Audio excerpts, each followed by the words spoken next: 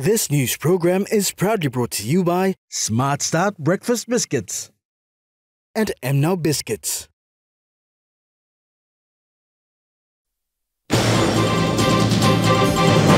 PCA and ship rider agreement will benefit PNG. 100 million kina allocated for major fishing port. And magisterial services of PNG in need of more magistrates.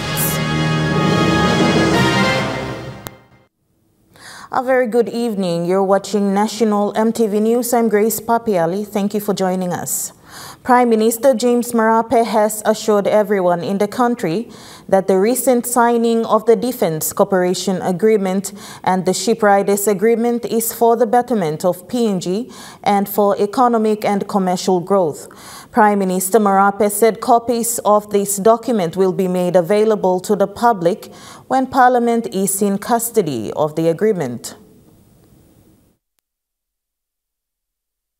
With the recent signing of the Defense Cooperation Agreement and the Ship Riders Agreement with the U.S. Secretary of State Anthony Blinken, there has been feuds and confusion amongst Papua New Guineans.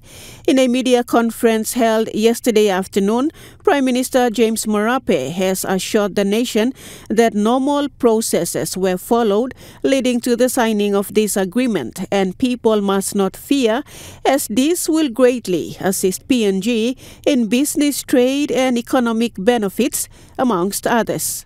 As I travel outside, the major question they all ask me is your country safe? Is your country safe? Now, having investment with U.S. military is the biggest tick we can get for the safety aspect of our country. Prime Minister Marape then assured everyone in the country on the recent DCA and Ship Riders Agreement signing with Anthony Blinken, U.S. Secretary of State. You are thinking of one of the big questions in the minds of investors. Is your economy safe and secure?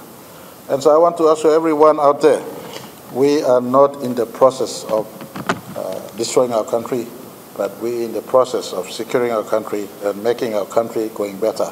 And just to assure each and every one of you, if it doesn't work in 15 years, there's a get-out clause. 15 years. Marape explained that his government is committed to the economic progress of PNG, and much of his engagements outside is to find investment and business opportunities. But have we progressed much in securing the borders of our country and making our country safe? No, unfortunately. And so sometimes we have to do something outside the box. Instead of USA now coming through a third party into PNG, we're opening direct line. Washington, Waigani, Pentagon, Mari Barracks. I just want to inform all of us, fear not, it is not to bring trouble into our doorsteps. A nation must relate with other nations. According to the Prime Minister, having security ties and partnership with the U.S. is a bonus for our country. Lindy Suharupa, National EMTV News. Madang Province will soon be a major fishing port for PNG and smaller island nations in the Pacific. A funding allocation of 100 million kina has been made available for this project, which will soon commence. This was announced by Prime Minister James Marape yesterday. All maritime provinces in the country will be developed into industrial fishing centers for the processing and selling of tuna fish to other countries. Madang Province will be the leading province to initiate this project, as alluded to by Prime Minister Marape. I've met all the Pacific leaders that have come with small individual bilaterals with each and every one of them. And for the small Micronesian nations, for instance, they don't have the land availability in their own atolls and islands.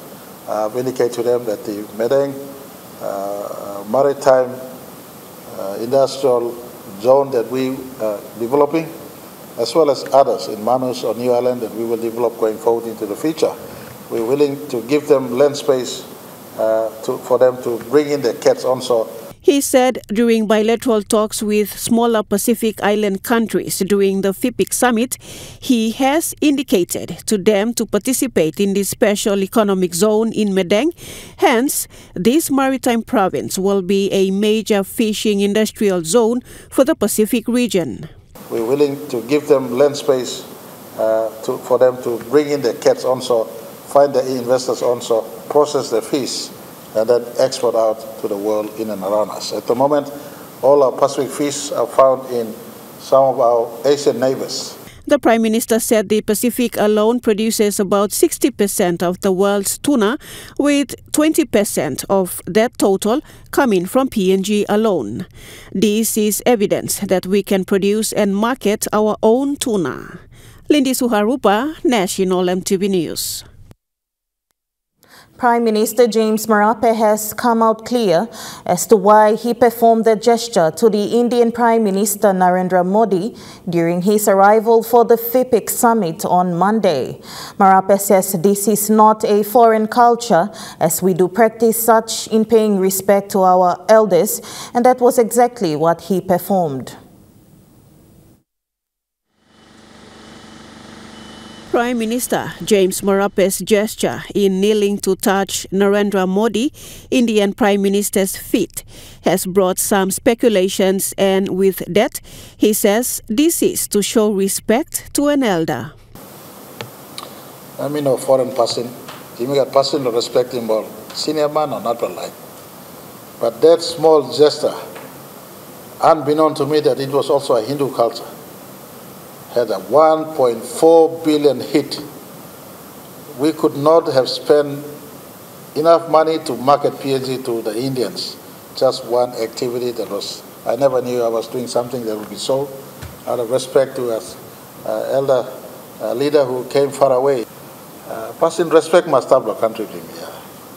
You talk you big man prime minister, you tight him you must respect the another man too. So we gave him proper respect, and it blended with his own culture.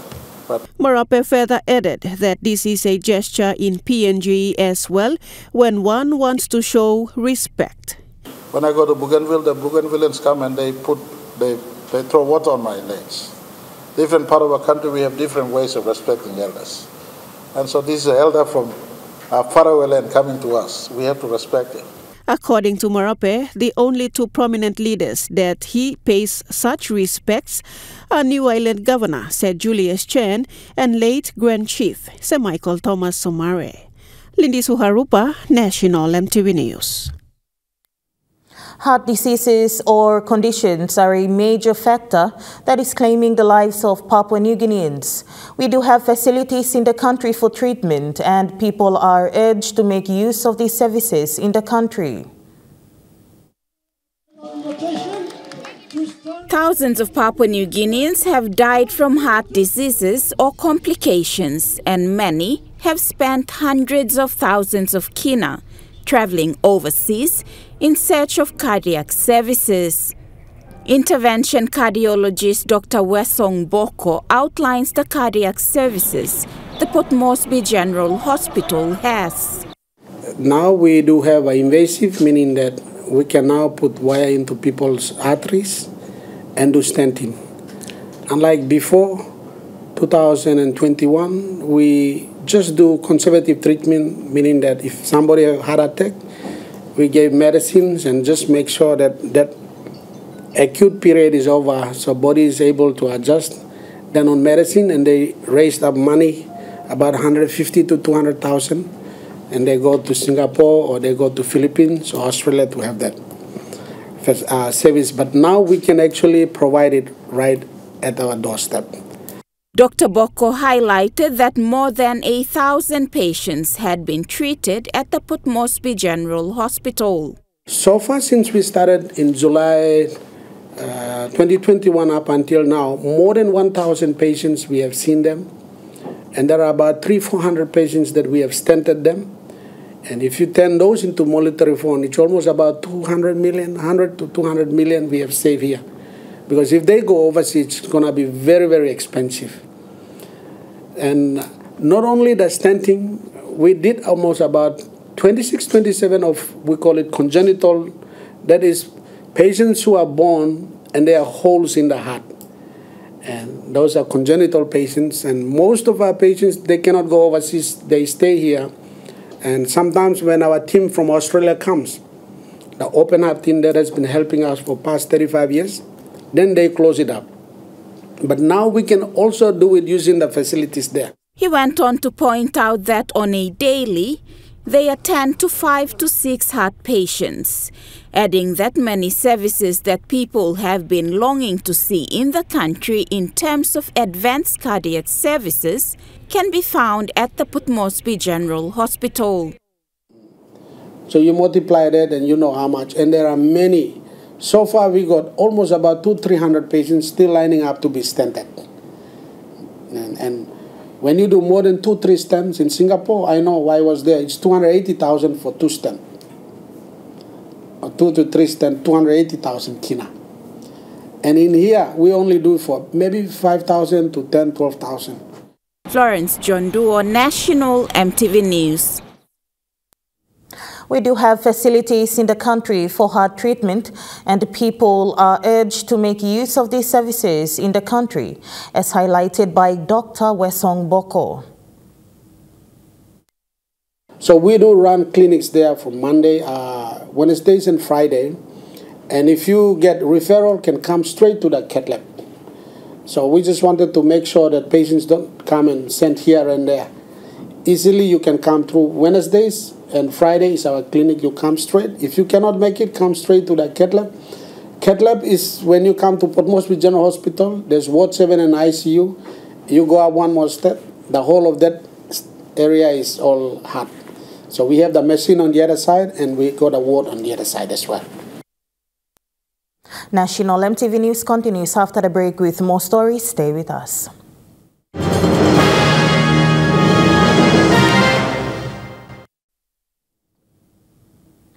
Welcome back to National EMTV News. More magistrates are needed to help carry out judiciary duties in provinces and districts around the country.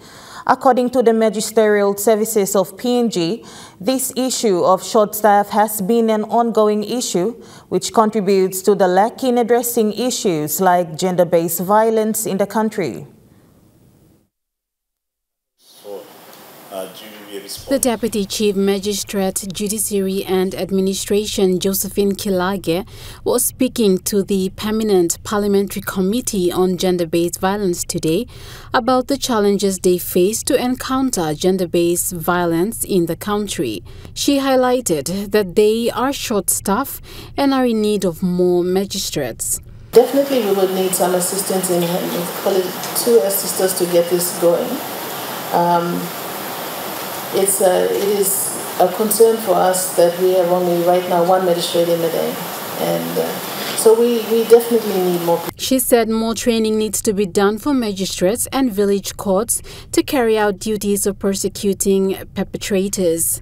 Trying our best to recruit as many people as possible to get them on board to help us. But we are currently going through our own restructure to make our terms and conditions more attractive so that we can have more competent and capable lawyers joining us to become magistrates so that we can handle. The Deputy Chair of the GBV Parliamentary Committee, Alan Bed, told the Magisterial Service that the committee is willing to assist them on the challenges they faced.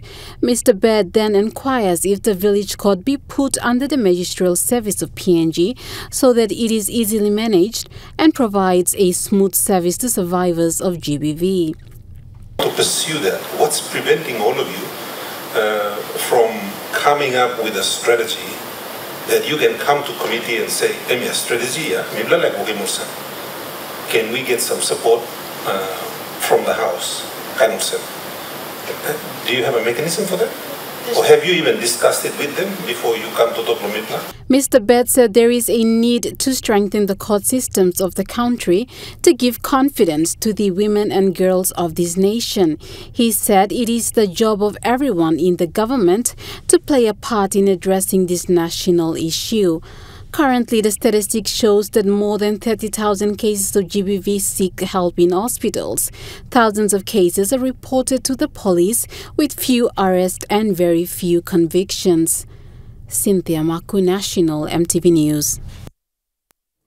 The Permanent Parliamentary Committee on Gender Equality and Women's Empowerment has confirmed today that there is no coordination, with lack of urgency and interest by the Department of Community Development, Youth and Religion to perform its task as a responsible government. The chairman of the committee and the governor for NCD Powers Pakop has called on the chief secretary to Papua New Guinea, Ivan Pomaleo, to see if it's possible to abolish the department and look for alternative ways to provide the required services. During the final day of Parliamentary Committee on Gender Equality and Women's Empowerment public hearings today, the chairman of the committee, Powers Pakop, says there is a commitment from the government in terms of financial commitment for the next 3 or 4 years. He, however, stated that there are a lot of other things that contribute towards achieving that commitment. He says the frontline systems are disconnected and there is no coordination of the initiative that needs to be undertaken.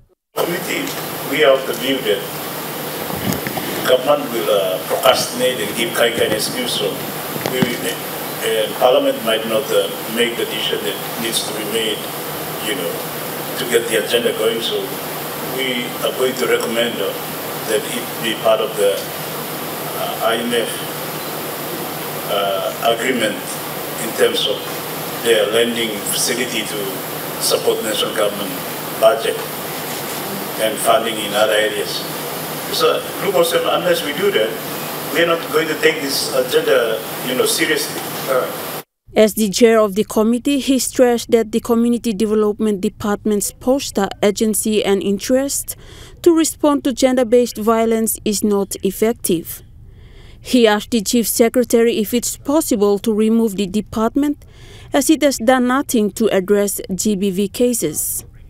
The Deputy Chairman of the committee, Alan Bed, also asked the Chief Secretary if there are options that they can utilize to review the performance of departments to figure out their relevance to the entire agenda of government.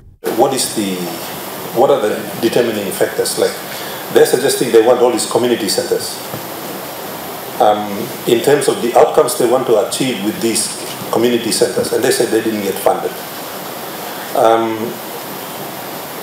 The method of gauging whether that initiative would make a difference to the issues. You play Wokim Samlaga assessment or Desla. I mean, how do you tell that the initiatives they're proposing are any good, given that they have no expertise and they have zero capacity to deal with gender issues? The Chief Secretary says the key focus is to make sure that the agencies that are tasked to do their job are doing what they are supposed to do and to spend resources appropriately in the places that would have an impact. Part of the technical team that's working with the Secretary in all aspects of work, building the conversations around information systems, data management, certainly on essential services delivery, prevention and behavioral changes. Those are key elements of work that are actually funded, both in 2021 and actually this year to the tune of 9.7. I think we're at the stage where we don't need to review the PND national strategy, and my department is providing technical support and advice in that regard. An observation from my technical officer is that we do need to ensure that 9 positions are adequately filled, but filled completely with people that are switched on, that have gone through the process of recruitment. Esther Gane, National EMTV News. The Bulolo District Development Authority has presented 155,000 kina to Balob Teachers College in Ley to pay for 23 Bulolo students' fees who are attending Balob Teachers College. Bulolo MP Sam Basil Jr. says he is willing and ready to support this program started by his late father and help to bring in more teachers back to help Bulolo district. The payment for Bulolo students attending Balop Teachers College started in 2009 under the leadership of former MP late Sam Basil Sr. with the aim of bringing in more teachers to the district due to the shortage of teachers in schools in Bulolo. It has to be more to boost our own economy. So I'm happy to continue this initiative and like the day said, we need to have you guys back in the district. It's not going to look good if you go and work in the Highlands, mostly. Basil Jr. says he is planning to move the sponsorship program to other institutions as well. He went on to add that the health sector is also in need of workers in Bulolo, and his DDA will look at getting behind nursing students as well as technical students to go back and serve Bulolo district. Bulolo district administrator Joe Paru, as a corporate sponsor, shares the Bulolo MP's sentiments. As corporate sponsors, we want to see that when they finish here, they must go back to Bulolo and teach at their respective LLGs. And this is our concept. Since the sponsorship program started in 2009, the first batch of students graduated in 2011, and more than 300 teachers have passed out through this program. Basil Jr. says since the Million Kinawafi Golpu project is coming up, they will also sponsor and help more technical students to get them ready for the project. Natasha Ovoy, National EMTV News. Waigani Christian College held its commissioning service today for a total of 4 school buses added to the school's fleet. 3 buses were purchased by the school, with 1 being donated by National Rugby Club Croton Hela Wigman. And today, this was the scene this morning. Students of Waigani Christian College gathered in front of the school's assembly ground to partake in the commissioning service. I'd like to say thank you to the bus drivers. Waigani Christian College Director and member for North Wagi, Benjamin Moole, whilst making the announcement, reflected on the development of the school since its inception in 1993. He then acknowledged the hard-working staff of the school. You know my story, sir. I've been a Bible teacher, grade 6 leaver Bible teacher. And then I became what? Sunday school teacher. And then I became preschool teacher, 13 students. And now I can manage, how many of you? 1,000 students. And we got a big school. And now we are having 4 buses. This is because I stand firm. He encouraged the students to persevere in their learning. And I want to encourage you students, stay true. If you finish your school, you go out, you graduate in universities or some colleges, and you are given a job, you stand on this job because this is the starting of your life. The additional bus was given by the Croton Hela Wigman Rugby Club in appreciation of the school's venue that they reside in. Thank you, Lord. Thank you.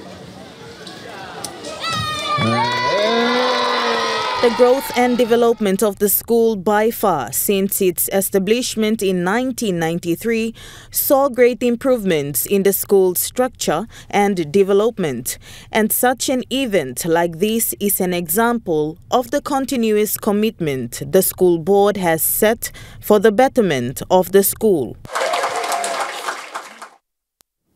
Meanwhile, during the commissioning service today of Waigani Christian College, for a total of 4 new school buses, School's Director and member for North Wagi, Benjamin Moole, announced that the school will be using e-learning structure going forward for students in order to enhance their learning capacities. And now yesterday I went to some teachers up there and we discussed to set up e-learning. E-learning, third term, you people are going to go into e-learning. So you will You will study on your mobile phone and the tablet. Third term. Are you happy? And now looking at the Nest Fund market report, the Kina closed unchanged at $0.2830 in the interbank market. At Bank South Pacific, Kina was buying $0.2745 $0.4194 Australian dollars, $0.2484 euro, 38.02 Japanese yen. Looking at commodity prices at New York close, gold is trading higher, coffee closed lower, cocoa closed higher, copper closed higher, palm oil closed lower, crude oil is trading higher, copper closed lower. On the stock market, the Dow Jones closed lower, the ASX 200 is trading higher, the All Ordinaries is trading higher.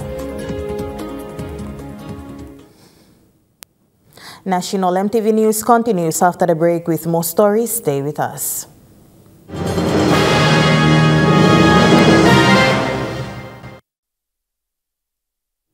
You're watching National MTV News. Moving on to overseas news now, and a huge blaze has destroyed a heritage-listed building in Sydney's Central Business District.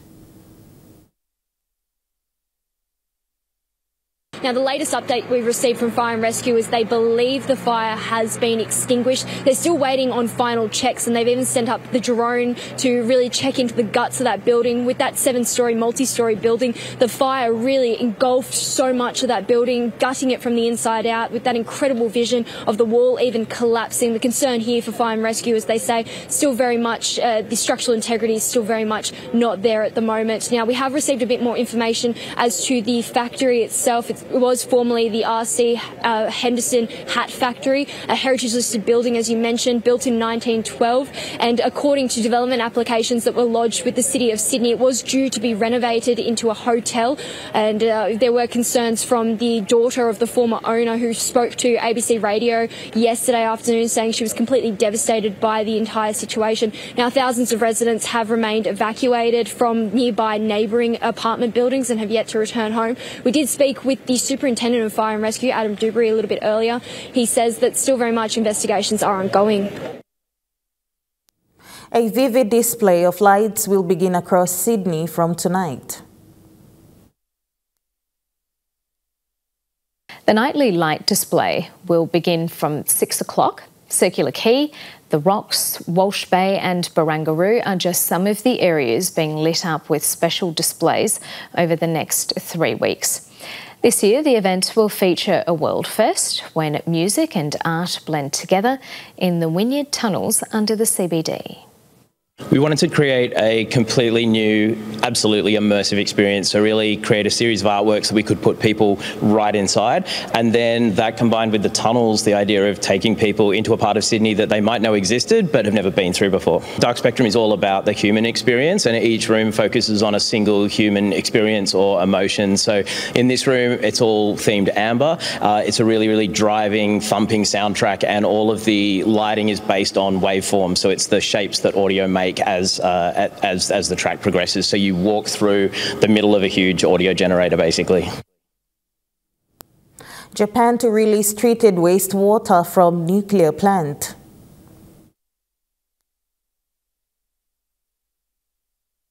Time is running out for TEPCO. The operators of the Fukushima power plant says its wastewater storage tanks will hit capacity next year. So before this year's planned release, it's trying to ease concerns both here and abroad. Across the Pacific, there's deep-rooted worry about the release of treated wastewater. This waste thrown into the Pacific Ocean, it will affect us all, the Pacific Islanders. I don't think that it is a good idea. I hope that the Japanese government withdraws. There's about 1.3 million tonnes of wastewater held in storage tanks. That's been used to cool melted fuel and fuel debris. Rain and groundwater add to the problem. The water is treated through a highly specialised filtration system. Only once water is deemed safe, including by third-party observers, will it be released. So far, the company says about a third of the stored water meets safety standards. PricewaterhouseCoopers to stand down staff who knew about breach.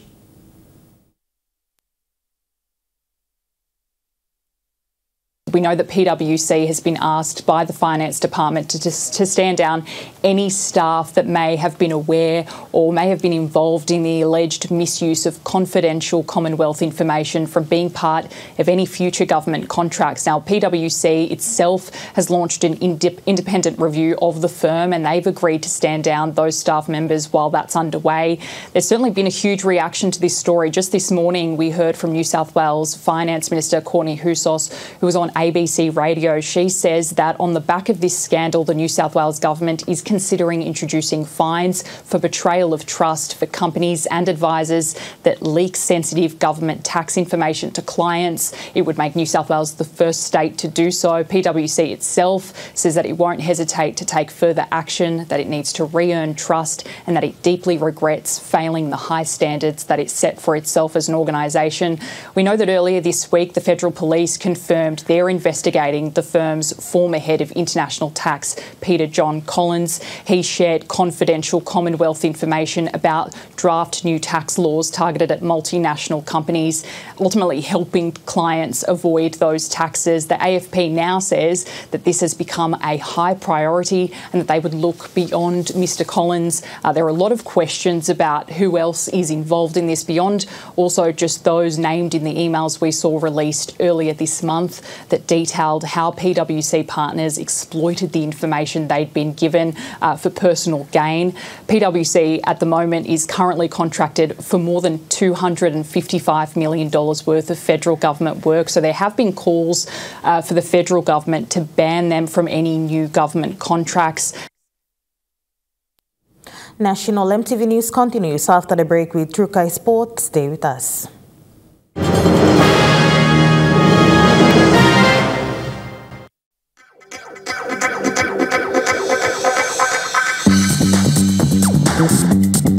Trukai Sports.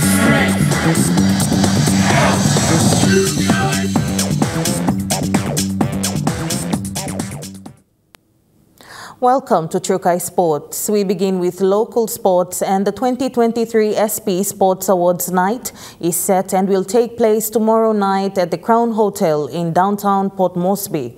The night's guest speaker, initially tipped to feature former world boxing champion Jeff Fenech, has been called off due to certain circumstances beyond the SP Brewery's control. In place of that, the night will feature rugby league great Mark Carroll, a well-known rugby icon.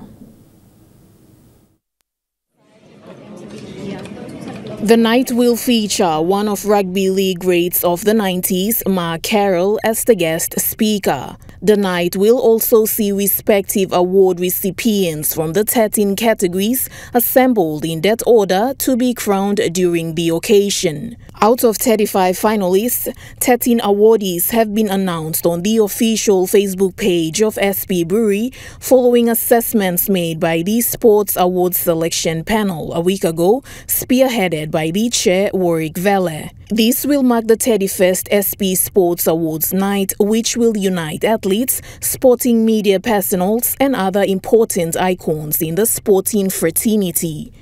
Lisa Puni, Trukai Sports.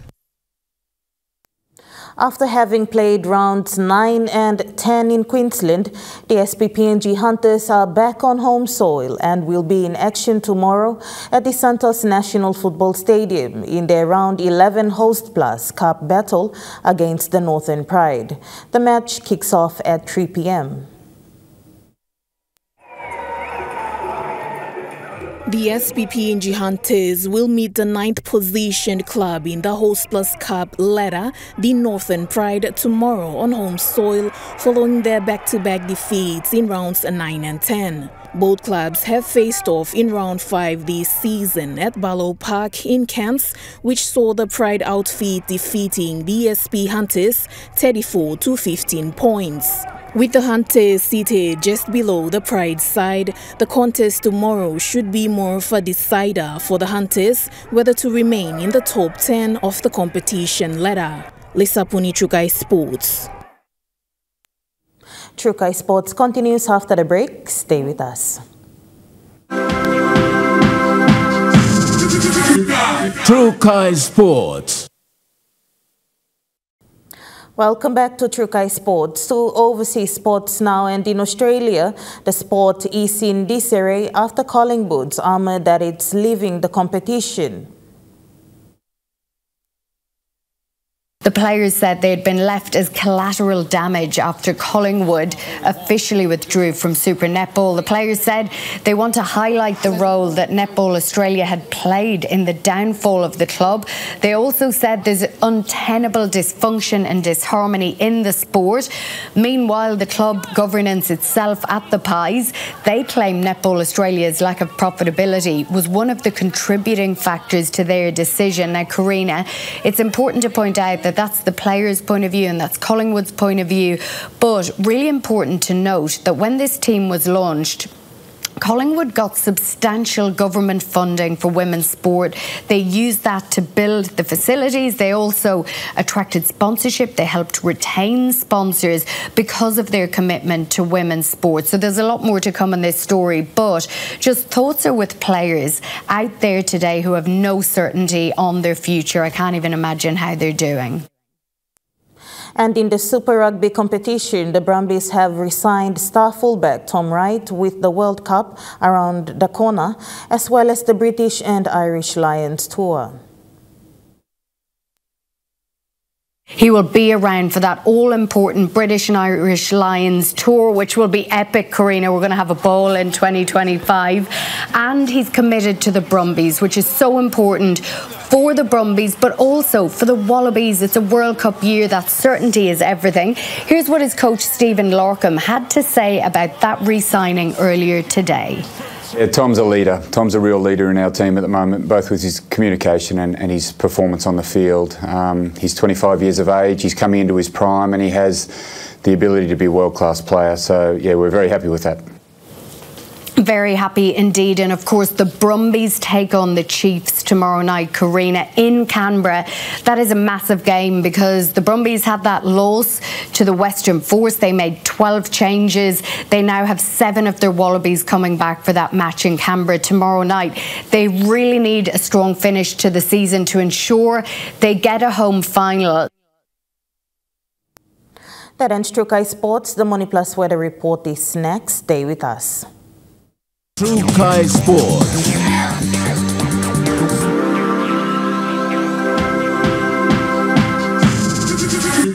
Trukai Sports.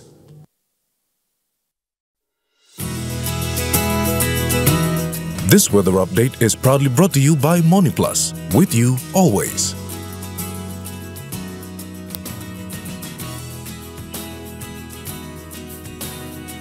Weather forecast for the next 24 hours in the southern region, Port Moresby City, Kerema and Alatau, cloudy periods with occasional rain showers and drizzles. Daru, cloudy with overnight rain showers. Popondetta, partly cloudy with a shower or two. In Momasa region, Lay City, partly cloudy with possible shower or two. Madang, mostly fine, partly cloudy. Wewak and Vanimo, few rain showers and drizzles. In the New Guinea Islands region, Lorengau, mostly fine, partly cloudy. Kavieng, few rain showers and drizzles. Kokopora Baul, Kimbe and Buka, some showers and possible thunderstorms, then cloudy. And in the Highlands region, all centers, evening rain showers easing into cloudy periods, then morning fog.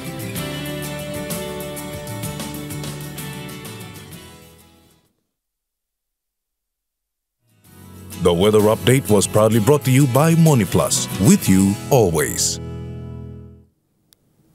And that wraps up the news, sports and weather for Friday, the 26th of May, 2023. From all of us here, pleasant viewing. Bye for now.